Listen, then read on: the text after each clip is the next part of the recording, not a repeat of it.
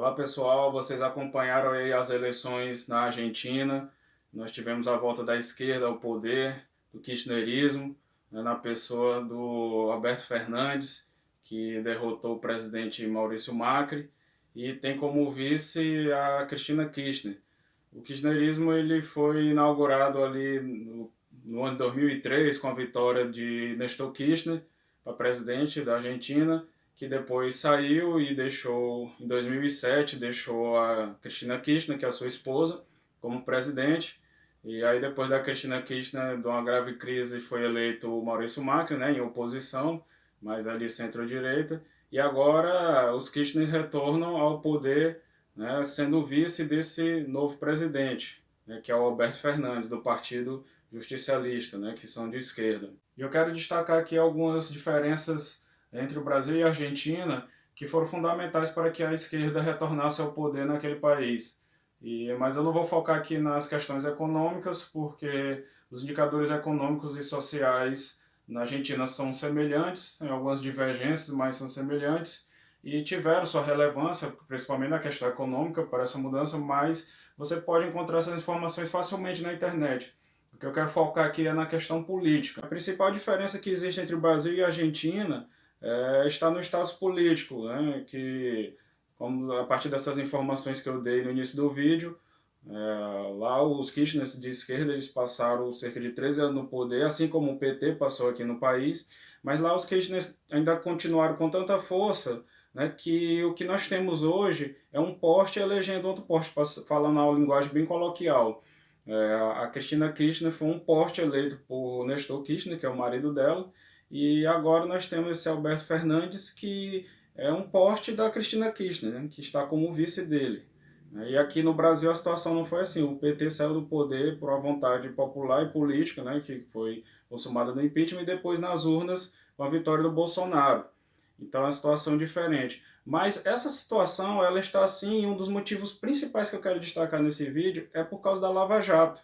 Um dos principais fatores de transformação política, que foi esse combate à corrupção, esse fortalecimento das instituições aqui no Brasil, que tiveram essa importância, essa força de abrir os olhos da população para a corrupção, para o combate à corrupção, e acabou enfraquecendo forças políticas tradicionais do país e as forças políticas de esquerda aqui, e que inclusive centro-direita, né, e aí surgindo essa direita que é representada pelo Bolsonaro, mas que adere, tem essa adesão da população, principalmente por causa desse combate, esse discurso de combate à corrupção. Lá na Argentina, eles não tiveram uma operação de combate à corrupção como a Lava Jato, né, de um poder tão transformador, da magnitude da Lava Jato. Então aqui os políticos tradicionais eles estão bastante descredibilizados, incluindo o Lula, né, que foi o governante do país durante muito tempo e teve uma popularidade muito grande, mas caiu.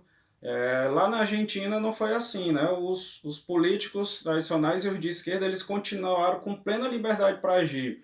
E o combate à corrupção lá é fraquíssimo, praticamente inexistente. Só para vocês terem uma noção, uma ideia, um promotor que denunciou a Cristina Kirchner por envolvimento aí com crimes graves, ele foi, 4 dias depois da denúncia que ele fez, ele foi brutalmente assassinado na Argentina, que é um caso que se arrasta lá na investigação sem se saber ao certo o que foi que aconteceu. Mas para vocês terem uma ideia, como se o Deltan Dallagnol ou o Sérgio Moro, 4 dias depois de terem começado a operação, aparecessem mortos. Outro ponto que faz muita diferença entre o Brasil e a Argentina é a organização política e intelectual da direita aqui no Brasil, né, que tem se organizado há algum tempo, a partir de determinado momento na história do país, e assim tem se manifestado. Com expoentes econômicos como Olavo de Carvalho, apesar de ele às vezes se apresentar como não sendo exatamente a direita, mas assim comumente é colocado nessa posição, e a militância organizada de direita, de forma partidária até mesmo, né, como política partidária, e por meio das redes sociais, por meio de encontros e grupos, enfim, há toda uma estrutura de movimentos aí da direita que está tendo destaque no Brasil, no país, e na Argentina ainda não há isso. Esse destaque também é o fato de que Bolsonaro ele não está posicionado no mesmo lugar político que Macri, né? O Bolsonaro é da direita mais conservadora e Macri é mais ali ao centro e só tem a semelhança com o Bolsonaro na questão liberal, né? Na questão econômica.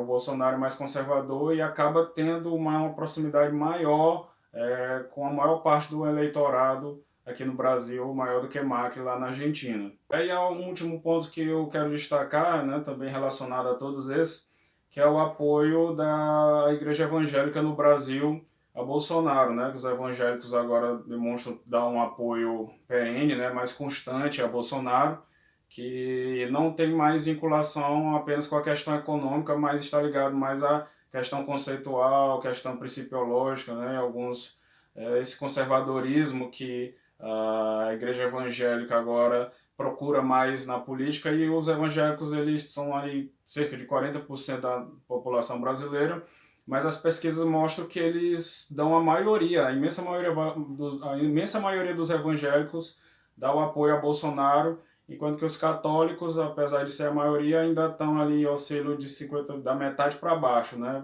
de apoio a Bolsonaro. Então, essa estrutura de apoio político ao Bolsonaro, né, essa estrutura política atual do Brasil, ela acaba fazendo uma diferença muito grande em relação à situação do Macri lá na Argentina.